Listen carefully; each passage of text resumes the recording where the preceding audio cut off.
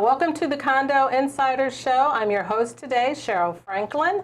And today we're going to be talking about the subject of the benefits and the challenges of short-term versus long-term rental properties.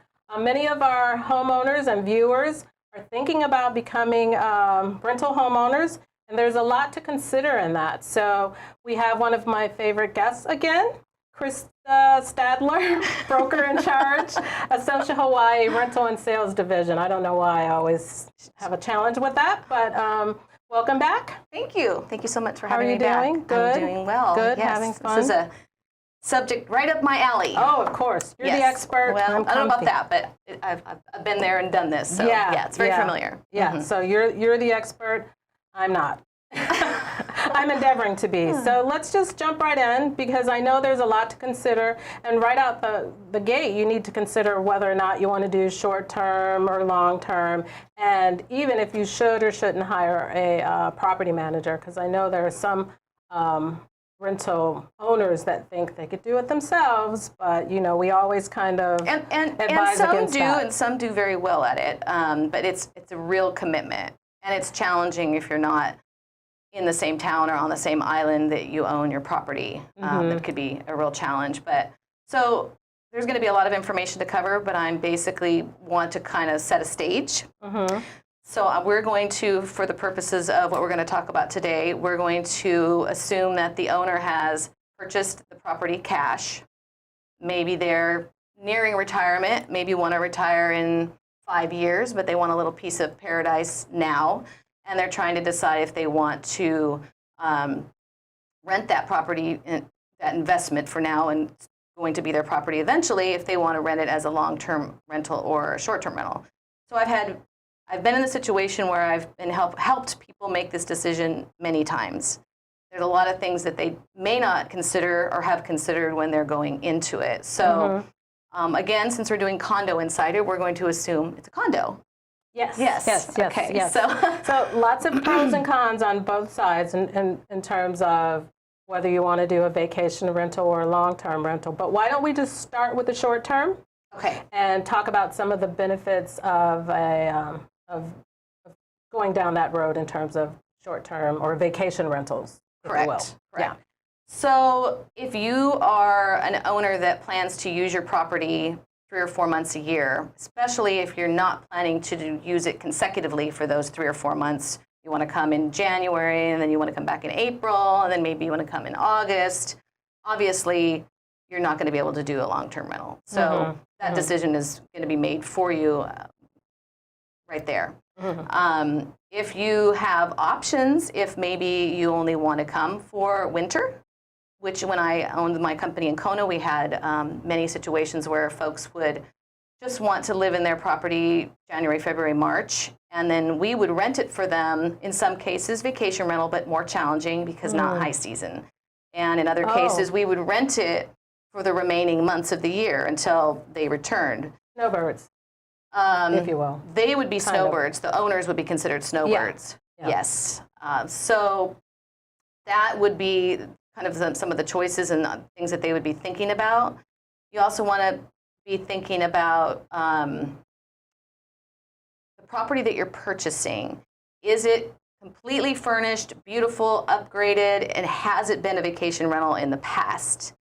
That's easier to move into transforming it into a vacation rental. And we're going to get into some legislative things that are happening that are also putting restrictions, but we'll talk about that in a minute. Especially here. Yeah, here in all the islands, but they're different. If the condo is in need of refurbishing, it's completely unfurnished, and the owners are thinking, well, before we move in, but maybe not before we rent it, we want to do some renovations, then for them, it might be best to rent it as an unfurnished long-term rental, because the cost of refurbishing it to what they're going to ultimately want or what they're going to need to do to make it a desirable vacation rental, and also furnish it and fully equip it with every kitchen item and accessory, televisions, all the different things that they're going to need is going to be quite expensive. Yeah.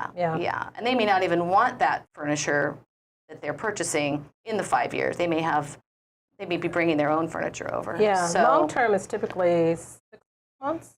yes, so it's kind of interesting. In the state of Hawaii, a residential long-term lease is 180 days or longer. However, in the vacation rental world, so anything less than 180 days, you have to pay a transient accommodation tax.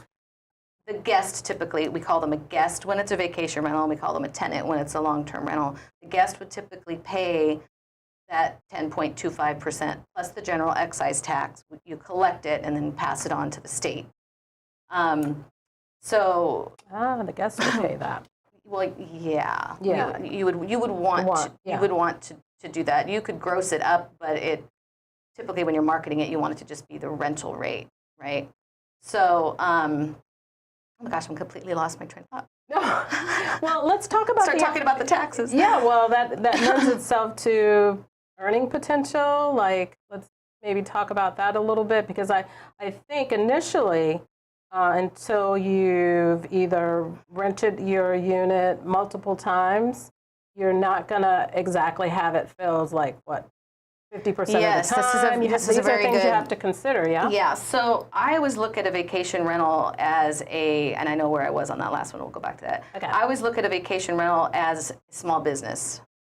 They're so completely different. The long-term rental and vacation rental are so completely different. The expectation of somebody coming in for a vacation is similar to going to a hotel.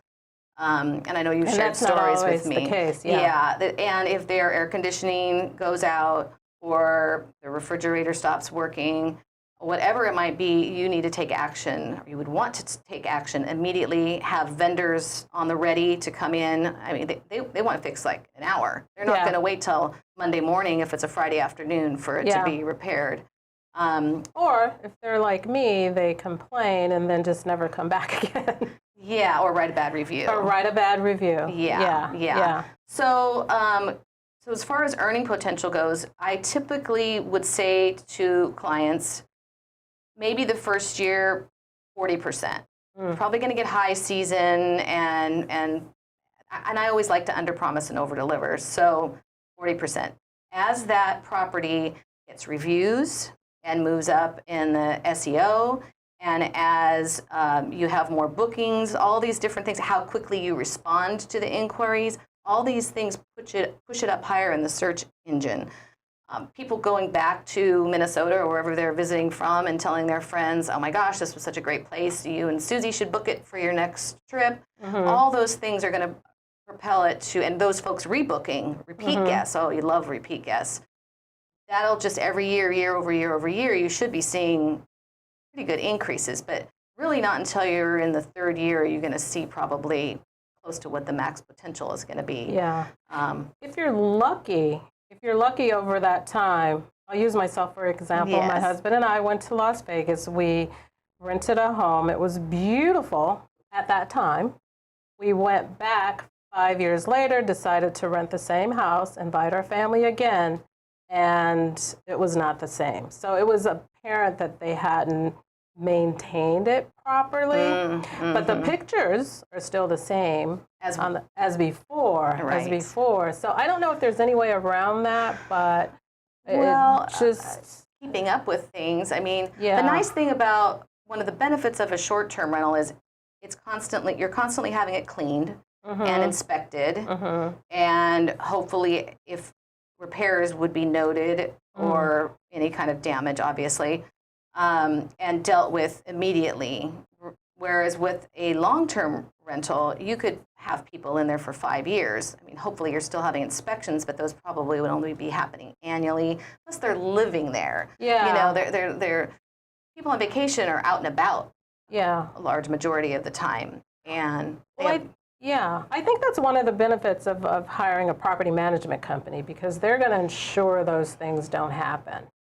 And my husband, in our situation, the owner, it was a private deal kind of thing. So I don't think he was as meticulous as a property management company would be in encouraging you to, like, hey, that coffee pot is really old, or you know what I mean? And just kind of maintaining the place a little more You really need to come into it and look at the property. You want it clean. Cleanliness is, Key. Key. Yeah, because now we're not You going don't back. want your sheets stained, and you want, very nice pillow protectors and mattress protectors that are waterproof and bed bug resistant, and you want it to almost feel luxurious, as luxurious. Even on a budget, you can do that with nice bedding and nice towels and the decor. You can really do a lot, even for a 1-bedroom or a studio. You can still make it like a little piece of paradise for the folks that are coming into it. But cleanliness is huge, and typically with a property management company, you would want the cleaner to be coming in and then it to be inspected again by the property management company, which is different than the cleaner, Make sure to make sure that they didn't miss the coffee grounds in the coffee pot, or you open the microwave, make sure they didn't miss wiping that out. Just double checking everything, because you can always call them back if you find something like that. Maintenance, though, because you kind of talked about that. Maintenance and reviews are so closely tied. Reviews are so important, not having a negative review, a bad review. And communication with the guest is very important. If they have a concern, wanting to immediately respond to them. You can take something that maybe seems negative at the beginning and turn it into an opportunity to shine, depending on how you handle it. But if they leave and a coffee cup's broken, a wine glass is broken, and you turn around and charge them $12 for that, that $12, if you charge them for it and they decided that even though they may have had the greatest trip, everything was wonderful, but that's just going to set off a nerve, and they're gonna leave a 3 or 4-star review rather than a 5-star review. It is not worth it. Just replace it. Just replace the coffee cup, please. Yeah. So that's kind of important. But I would think one of the benefits of short-term or vacation is the flexibility. Yeah, you can just kind of schedule your own time. I'm going to be there in the spring. I can rent it out in the winter. You have a lot more flexibility. Definitely. If you own it free and clear, like we were saying, and you aren't in a position where you need to have that income, you're just maybe trying to get some additional income while it's sitting vacant. Yeah, it's great. It's empty for a couple weeks, and you want to fly over or have your friends or family fly over. You just call the property management company or go in yourself if you're managing it yourself. Block off the calendar. So yeah, definitely a lot more flexibility. Yeah, definitely. On the flip side of that, there are challenges, especially on Oahu, right? There's a lot of red tape and things going on. All the islands, and I'm definitely not the expert in this area. I know you've had other speakers in the past, but the Big Island of Hawaii, Maui, I'm not sure about Kauai, but most likely, and also here in Oahu, there are strict regulations that are going into effect if they haven't already. They're each a little bit different. Each island's a little bit different. And it's primarily targeting rentals of less than 30 days. And it's also requiring, I believe in all 3 of those islands, it's requiring them to register. There's a registration fee, and they've got to show proof that they've been operating as a vacation rental. They've got to provide proof that they've been paying their transient accommodation taxes. It's a lot more regulated. Yes. Yeah. So I'm a little bit more familiar with what's happening in Kona since I just came from there, but I'm not exactly sure here in Oahu. But my understanding is once they register here, I believe they only have a certain number that they're accepting. You can turn around if you keep it as a vacation rental and you sell it and they maintain it as a vacation rental, it'll keep it going. But if you stop and then live in it and then try to re-rent it as a vacation rental, no deal. You're All done. right, that's a good place for a break. So we're going to take a quick break. Please come back and join us after the break. Thank you.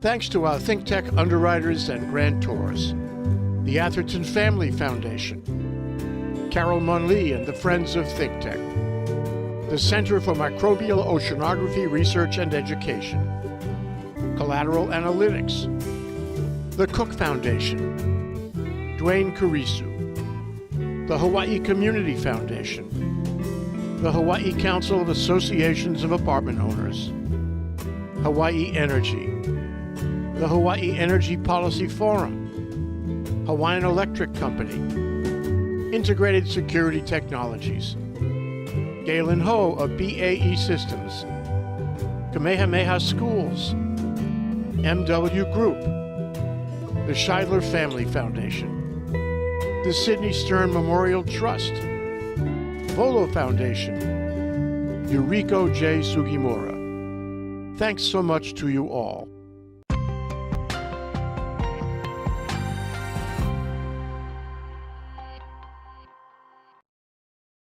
Welcome back to the show.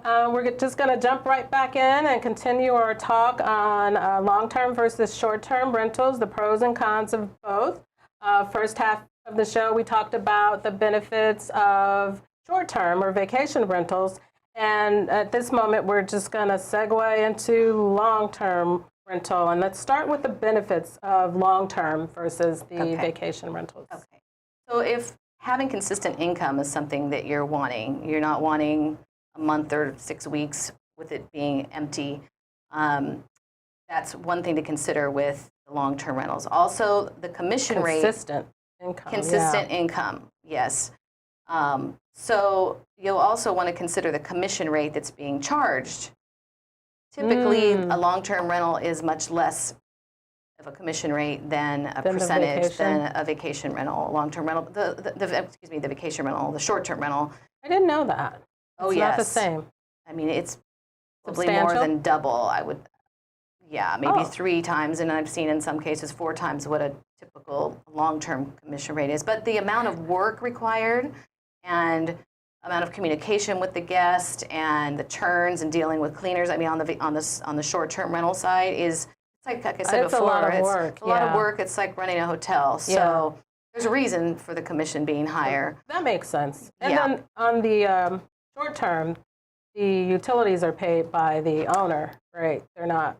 Yes, that's a really good point. So on the short-term rental, whether your property is occupied or not, you're still paying the electric, you're paying all of the utilities, the cable, the internet, whereas on a long-term rental, I recommend that other than maybe water and trash and the things that are included in your association dues would be put in the tenant's name. Highly recommend that, especially the electricity and cable, internet, unless it's included again in the association. So you've got that expense, you've got a lower commission, you've got less, lower amount of bills that you're paying. So you really kind of have to net it out. If you figure you're going to, on average, rent your property as a short-term rental 2 weeks a month, and that'd be 50% of the year, and you take that gross, and then you subtract out the higher commission, and you subtract out the bills that you're going to have to be paying to keep it constantly operating, then you're going to want to net out what you're really going to get when all is said and done. Sounds complicated. Long-term seems a lot cleaner. A property manager can help you sit down and evaluate some of those things. Yeah, yes. They would have to. Yeah. In my case. Yeah. And so less turnover. There is less turnover, which could be good or bad. Less turnover from a financial standpoint is great. Less turnover from going into the property and inspecting, like we discussed before, maybe perceived as a negative. There's always a demand for long-term rentals. So where short-term rental, you may have a demand seasonally or based on Thanksgiving, Christmas, different events in the area. Like in Kona, it's Ironman. I'm sure there's many events here as well. With long-term rental, everyone, they're always in demand. Yeah. Especially here in Oahu. Yeah. I think it's nice to purchase property here, and I know folks that have done this, purchase a property here as an investment for retirement. So then they just rent it out long term. Absolutely. And then when it's time to retire, they just don't renew the lease, obviously, right? And they're ready to retire in paradise. So that's very common. Very common, yeah. Yeah, very common. I mean, there are true just investors. They're never going to live in it. They're just purchasing to have the income. But I have found, especially with both, with vacation rental and long-term rental, that's the plan. Another one is 1031. They'll do a 1031 exchange. They have to rent it for 2 years before they can live in it. So we would know as the property management company, this is only going to be our baby for 2 years, but that's okay. That's what we're here for. So that's fine. Yeah. We talked about the vacancy periods are lower. Always a demand. I like that. Yes, yes, yes. The other thing that would be something you'd want to consider with long-term rentals is there are so many more regulations and laws related to the handling of having a long-term tenant, where the typical vacation renter, Saturday morning, hey honey, let's book a trip. They get all there, they look at all the different sites that they can look at, and over their coffee, they book it, they get a confirmation, they get communication from the company or the owner, the lockbox code, however they're going to access it. Like a hotel. Yeah, they come, they go. Typically, they don't even meet or greet anyone. Oh, that's true. Yeah. Where a tenant is a whole different ballgame. We discussed this last week, so I don't want to go totally repeat myself. But for those that didn't watch, you've got the screening, and you've got you want to have a very thorough rental agreement, and you want to understand the laws related to having a tenant. You want to have your insurance in both cases, your property insurance. You want to make sure that they're aware that you're either going to be renting it as a vacation rental or a long-term rental. I'm not sure if there's a difference in an increased cost, but maybe we'll ask a future guest about that. All right. That would be interesting. Yeah. Yeah. So, but tell me, have you stayed in any other rentals, vacation rentals that you've had experience with? Yes, I have. I had an experience maybe about 5 years ago. I had friends that were getting married here. They didn't tell me. They just kind of ran away and eloped and called me and said, we're getting married on the North Shore. Come over and spend the weekend with us. So the only reference they had was a really pretty brochure. And what we discovered was the brochure was very pretty, but the unit was very old and dated, wicker furniture. It was just, and it was right on the ocean that you would think would be a good thing, but it was also right against the rocks. So all I heard was the waves against crashing all night. So it didn't get much sleep, but it was just interesting because I know when she rented the unit, if you don't live here like we do, and we kind of know all the locations and spots like that, you can really get disillusioned between the difference between the brochure and what's online opposed to. Now, I'm not sure if she did that through just some kind of online website, obviously, because I would think a property management company, would handle things a little differently. You can still go onto the website of a property management company and book direct. I mean, depending on how sophisticated their system is, you can. But I would think a property management company is a little more concerned about their inventory and reputation. So they would make sure that property doesn't have any termites. Oh, yes. And things like that. So it was not a good experience. And since then, they've kind of torn the place down. So that was really weird. Wow. Really weird. Yeah. So, yeah. Oh, boy, I'm sorry you had that experience. Yeah, that's why reviews are so important, and so many people look at reviews now. I do. I look at reviews for everything. Yeah, me too. Everything I do, it drives my husband nuts. He's very simple. He sees it, he wants to go there, and I'm like, wait a minute, I have to analyze and see what the reviews are saying. So, it's a nice balance. Yeah, I think that's a good idea. Yeah, yeah. So, and then, with long-term, like you said, there's increased wear and tear. Like if you have a tenant in there, for 5 years, which is good, yeah? If you have a long-term tenant, the chances are when they move out, you're going to have to replace things. Yes. Yeah. Yes. You're probably going to have to paint. Carpet depends on the grade of the carpet when they moved in and how long it had been there prior to them moving in. But you're going to want to refresh it. Yeah. Absolutely. Yeah. And are you losing your earpiece? I am losing my earpiece. It's okay. I have weird ears, so we'll figure that out next time. It's okay. We're just going to wing it. We're going to wing it. Yeah. Yeah. Yes. I have had situations also where I've started out with an owner thinking we're going to go one direction, and then it turns into another direction. And I have a success story. One of the most successful ones in Kona that I managed. They wanted to rent it out long term, but the garage was not accessible, which is huge. So here's this big, beautiful 2-car garage, but the people coming to look at it couldn't access it. Because they were using it for storage? They were using it for their vehicles and for storage. And so it had a pool, and it had a great ocean view. It had 2 huge master bedrooms and then like a loft area upstairs, but it wasn't a closed off bedroom. So we were having a challenge renting it as a long-term rental, and the owners were thinking that's the way they wanted to go. And so finally I said, what do you think about trying to do it as a vacation rental? Because it's hitting all the marks here. Marks, yeah. And vacation renters don't care about a garage. They care about a pool, an ocean view, a nice lanai and deck. And then that loft area, you could end up putting another 4 to 6 people. It was a huge loft area, with bunk beds and fold-out beds, and then 2 master suites for the adults with their own bathrooms. It's perfect vacation rental. It's vacation rental now, other than when the owners come, I would venture to say it's booked like 90% of the time. Oh, wow. So yeah, that would be important. You can take a turn. Yeah. If the company handles both long-term and vacation rental, you can take a turn. Okay. Yeah. So yeah, that would be a big deal for a long-term tenant not to have access to the garage and things like that. So that was great advice for them. Yeah, it was interesting, and they wanted.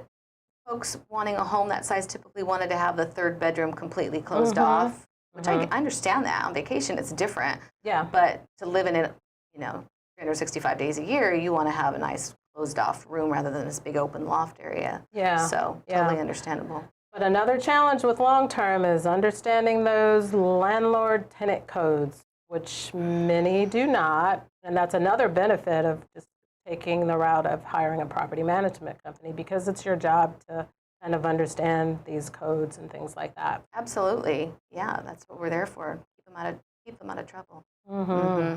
Yeah, just the words you say can be something that's going to get you in trouble, and you may not even realize it as an owner or a layman that doesn't understand this day and age. Pretty much everything. That's kind of the deal. So, any other exciting stories that you can share? Oh my goodness. The other thing I was just going to say is, you really are going to want to rely again on your property management company as your partner to help you through these times and making these decisions and making these turns if and when you need to, and helping you with pricing, all those things. So just, really utilize them. And if you don't feel you're getting that, maybe you need to move on. I like that. Partnership. Yes. That's what it's all about. Yes. So I want to thank you for joining us. We're going to continue talking about property management and various aspects of that. We're looking to talk about everything from insurance to work orders and maintenance and things of that nature. And we're going to continue talking about these things every first Thursday of the month for the next couple of months. So I hope you'll tune back in. Krista will be joining me, my fave, and we'll kind of go from there. So please come back and join us. And until next time, aloha.